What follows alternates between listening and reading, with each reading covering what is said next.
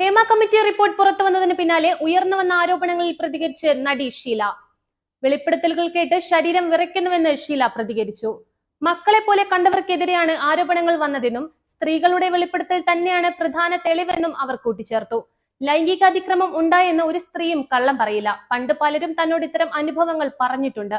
ആരുടെയും പേര് വെളിപ്പെടുത്താനില്ല. പണ്ട് ലൊക്കേഷനിൽ നിന്ന് പെട്ടെന്ന് ചില നടിമാർ അപ്രത്യക്ഷമാകും.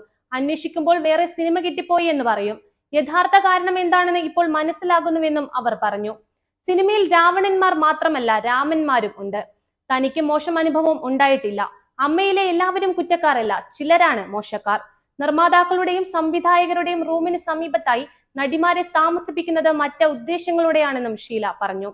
അതേസമയം പീഡനക്കേസിൽ എം മുകേഷ് MLA മുൻകൂർ ജാമ്യാപേക്ഷ എറണാകുളം പ്രിൻസിപ്പൽ സെഷൻ കോടതി ഇന്ന് പരിഗണിക്കും. മുൻകൂർ ജാമ്യാപേക്ഷയെ എതിർത്ത് പ്രത്യേക അന്വേഷണ സംഘം കോടതിയിൽ റിപ്പോർട്ട് നൽകും.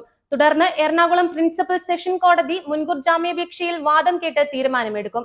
നടിയെ ലൈംഗിക അതിക്രമണത്തിന് വിധേയയാക്കിയെന്ന പരാതിയിൽ മരട് പോലീസ് രജിസ്റ്റർ ചെയ്ത കേസിലാണ് മുൻകൂർ ജാമ്യാപേക്ഷ നൽകിയത്. ജാമ്യമില്ലാ വകുപ്പാണ് മുകേഷിനെതിരെ ചുമത്തിയിരിക്കുന്നത്. മരട് പോലീസാണ് കേസെടുത്തത്. കഴിഞ്ഞ 26-ാം തീയതിയാണ് മുകേഷ് അടക്കം സിനിമാ മേഖലയിലെ 7 പേർക്കെതിരെ നടി ആരോപണം ഉന്നയിച്ചത്. പിന്നീട് ഇമെയിൽ മുഖേന പ്രത്യേക അന്വേഷണ സംഘത്തിന് പരാതി നൽകുകയായിരുന്നു.